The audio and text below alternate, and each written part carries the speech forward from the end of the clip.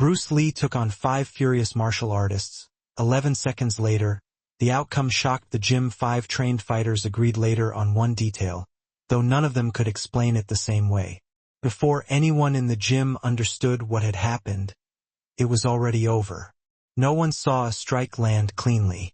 No one heard a shout. Yet 5 men who had entered with visible anger stepped back in silence. Their breathing uneven, their confidence gone. Bruce Lee had not looked strained, only finished. The gym smelled of sweat and polished wood. Sunlight cut through the high windows in narrow beams, illuminating dust motes that floated in silence, almost suspended in time. Mats covered the floor, worn from decades of practice. Wooden dummies lined the walls, their surfaces scarred with countless strikes. Each mark a story of repetition, of learning, of mastery earned quietly over years. Students moved along the edges of the room, wrapping hands, adjusting stances, and watching one another with measured eyes. This was not a place for noise, though noise sometimes arrived with challenges. Discipline governed the space as much as the sweat and effort did. Here, hierarchy mattered. Respect was earned through consistency, through visible calm in moments where others might erupt. That day, the air was heavier than usual. Word had traveled quickly. Bruce Lee would be present during the afternoon session. His presence alone had a way of creating a subtle shift, a tension that was not aggression but awareness. People spoke in low tones, glanced at one another, and then at him. Not with fear but recognition. Across the mats, a group of visiting fighters entered. Their footsteps were deliberate, eyes scanning the room. They had reputations elsewhere, and in their world, skill was measured in demonstrable dominance. In this gym, that approach was immediately visible. They carried the expectation of being seen and acknowledged, of having their presence register as authority. Bruce remained still, not idle, but observing, letting the room settle into the rhythm it had always known. Witnesses later noted that even his stance, quiet and minimal, seemed to draw attention without effort. Students, instructors, and visitors all felt it, a calm authority that required no words. The visitors spoke briefly among themselves. A murmur carried through the room. They were sizing up the environment and perhaps unconsciously him. Yet nothing from Bruce invited confrontation. The challenge had not yet been spoken aloud. There was only observation, measurement, and the unspoken question of whether the expected outcome, the assertion of dominance, would meet its counterpart. By the time the group approached, the room had collectively slowed. Movements were smaller. Breathing, subtle but noticeable, mirrored the tension in the space. The air felt heavy not because of threat, but because everyone present understood that what was about to unfold would leave a lasting mark. One not of noise or spectacle, but of precision and control. In that moment, the gym itself became a witness. The walls, the mats, the worn dummies, all bore silent testimony to countless past challenges. And yet, everyone sensed this one would be remembered differently. No one moved, not really. No one spoke. They watched, and the room watched with them. The stage is set. Calm, measured, and taut with expectation. The challengers stepped forward with a quiet insistence, their presence suddenly filling the gym in a way that felt heavier than their numbers. They were skilled men, each with a reputation carried from distant dojos and tournament floors, and they approached Bruce Lee not as students, but as equals, or so they assumed. Their eyes searched his, looking for hesitation, for a moment where his calm might falter. Bruce did not rise to meet them. He remained in a relaxed stance, hands low, shoulders unremarkable. To a casual observer, he appeared almost indifferent, but those who had trained with him recognized a different tension, a complete awareness of space, timing, and intention. Every inch of him suggested readiness, but not display. He was not reacting, yet nothing could surprise him. One of the visitors spoke, questioning his methods. It was not loud, but carried through the room clearly. a challenge posed with the assumption that skill could be proven with bravado. The words were measured, but their meaning was unmistakable. "We will see if your reputation matches your presence." Bruce's response was silence. Not avoidance, not arrogance, but a refusal to validate the confrontation through speech. He did not explain. He did not argue. He simply observed. Those nearby noticed the subtle shift. The challenger's gestures became slightly sharper, more deliberate, as if to fill the silence with movement. Students on the edges of the mat felt the room change. They had seen challenges before, and yet something was different here. The balance of energy had tilted without a strike being thrown.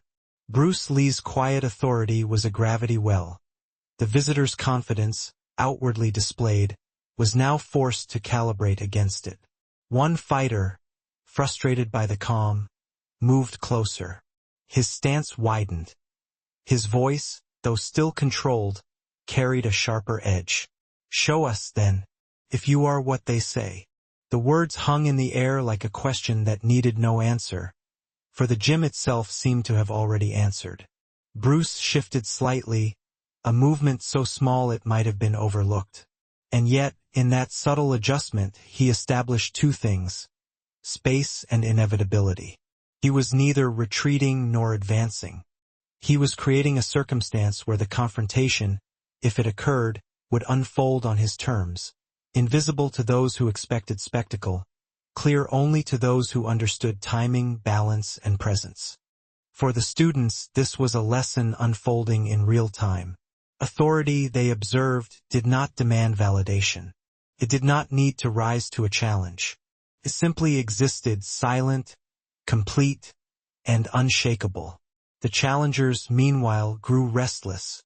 Their public posturing had met something unexpected. A calm that neither provoked nor fled. The room, once waiting, now seemed to hold its breath. It was in that quiet observation, minutes before the first movement, that the outcome began to crystallize. Not through action, but through recognition. The match was not about strength, nor speed, nor force.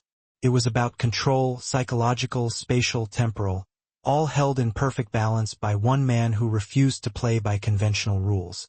The air thickened with anticipation, yet no one hurried. The gym did not need rushing. The story was already unfolding in stillness, in posture, in subtle shifts that spoke louder than any voice. The visitors had intended to assert dominance. Instead, they were now being quietly measured, and the measurement was precise. The stage has shifted. Control has replaced aggression. Public expectation is now poised against quiet mastery. The gym remained silent, yet tension had thickened in a way that was almost tangible. The challengers shifted their weight from foot to foot, scanning the mats for an opening, for a signal, for any sign that Bruce Lee would act. They moved deliberately, but there was no rush. Each step was calculated to impress, to assert, to provoke a reaction. Yet Bruce remained still, rooted to the floor as if the room itself supported him. Observers later described the moment as a paradox. The louder the challengers became in presence and posture, the quieter the energy of the room felt. Students held their positions not because they were fearful, but because they were witnessing something rare. The contrast between display and restraint was sharpening, and every minute that passed magnified it. The visitors tried to fill the silence with small movements. A slight lunge here, a subtle shift there, gestures meant to test, to intimidate. But Bruce's eyes, calm and unblinking, tracked without haste. He adjusted nothing physically, yet each micro-movement they made seemed anticipated, already accounted for in a mental map only he could hold. It was as if the gym itself bent subtly in his favor, responding to his focus rather than their motion. The room began to lean into the scene. Even those not directly involved noticed how energy had inverted. Instead of a fight dictated by force, a kind of psychological chessboard had emerged. Every footfall, every breath, every measured glance became a move, and the challengers, trained though they were, were now reacting rather than initiating. Instructors whispered quietly among themselves, noting what they could not fully articulate. The moment was teaching without words. Dominance need not be loud, forceful, or spectacular. It could exist in anticipation, in silence, in a presence so complete that attempts at aggression seemed almost redundant. The challengers' frustration became visible, though they worked to hide it. One of them, a man known for his explosive technique, tensed. His eyes flicked for any sign of weakness, any hint of vulnerability. But Bruce showed nothing, no tell, no hesitance, no confirmation that he even perceived their internal calculus. He simply existed in the space, a silent constant, a measure of inevitability. Time stretched. 11 seconds, this was what witnesses would later name it, though in reality it felt longer, suspended. Every observer felt the pressure of anticipation, yet there was no action to mark it. The lesson was unfolding in the void, in the balance of space and mind. The challengers had intended to display superiority, but the display itself had already been absorbed, neutralized, and reframed by quiet observation and control. By the time the first motion occurred, it was subtle, almost imperceptible. A shift of weight, a minor adjustment of angle enough to disturb the equilibrium. And in that single, minimal movement, the challenger's tension began to unravel. There was no shouting, no flourish, no dramatic strike. Yet, in the collective perception of the room, the inevitability of the outcome became clear. Resistance, carefully constructed and publicly declared, had begun to dissolve. The students, the instructors, the visitors themselves, all felt it. Mastery was not in action alone, but in the complete command of space, timing, and psychological momentum. The gym, a place that had seen countless confrontations, now held a different kind of silence, heavier than any fight, yet more revealing than any victory. The challenger's confidence has begun to fracture, though nothing has yet landed. Psychological dominance, subtle yet undeniable, has taken hold. The movement came without warning, yet it was hardly noticeable. 11 seconds, later described by witnesses with a mixture of awe and disbelief, passed between the first breath of motion and the final unspoken surrender. There was no wind-up, no dramatic clash of limbs. Only presence, timing, and precision distilled into a brief, decisive interval. Bruce shifted slightly, a weight transferred from one foot to the other. It was enough to disturb the challenger's rhythm, to invite imbalance without overt force. One man reached instinctively, as if to assert himself, and in that instant, the space around him closed almost invisibly. His own momentum was redirected, not by strength, but by subtle manipulation of distance, angle, and anticipation. The other fighters reacted in sequence, each movement calibrated against the invisible template Bruce maintained. Their strikes, blocks, and advances, all meant to assert control, became redundant the moment they entered his domain. Witnesses later recalled a strange dissonance. 5 skilled men moving vigorously, yet no one appeared to land a decisive hit. The outcome, however, was unmistakable. Within that brief span, the challenger's composure shifted. Posture tightened, breaths became uneven, eyes flickered with hesitation. Muscle memory and training were still present, but confidence, the invisible thread that had allowed them to perform publicly, began to unravel. It was subtle at first, a flicker in the shoulder here, a slight step back there, but the cumulative effect was immediate and irreversible. Bruce's own movements were minimal. He did not strike with fury, nor did he block with effort. Each adjustment was measured, economical, almost imperceptible. He was not faster than them in the conventional sense. He was anticipating, reading, and subtly guiding their balance, the entire sequence unfolding in silence that carried more authority than any shout. Observers later remarked that the most striking part was not what Bruce did, but what did not happen. No one fell, no one screamed, no one collapsed from a strike. And yet, when the sequence ended, All 5 challengers had stepped back. Their aggression deflated, their certainty dissolved. They were no longer performing. They were observing themselves in the aftermath of a control they could not comprehend. It was a demonstration in absence as much as presence. Mastery revealed itself not in damage inflicted, but in dominance exercised quietly without spectacle.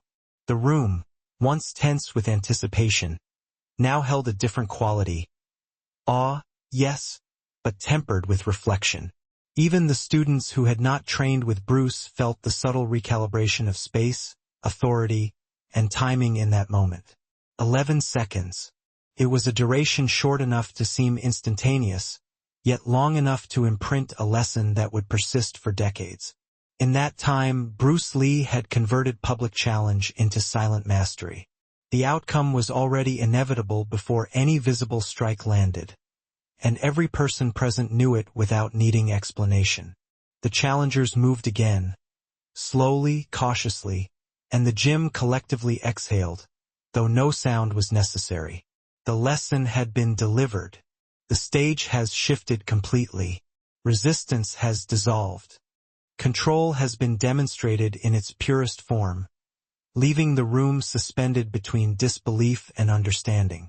When the final subtle adjustment occurred, the room did not erupt. There was no cheering, no declaration of victory, no dramatics to punctuate the moment. Instead, a silence settled, heavy, deliberate, and complete. It was the kind of silence that spoke louder than any strike, louder than any confrontation could. Witnesses later described it as a pause in the rhythm of the gym itself, as if the space had absorbed the lesson and now held it, quietly, for reflection. The challengers stood, shoulders tightened, eyes shifting not toward Bruce but inward, measuring themselves against a standard they could see but not name. One by one, the posture they had carried with pride began to crumble imperceptibly. It was not fear, at least not the obvious kind. It was awareness, the recognition that skill can be exercised in ways that cannot be countered by force alone. Bruce returned to his usual stance, minimal and calm. Hands lowered, shoulders relaxed. To anyone else, it may have seemed as if nothing had happened.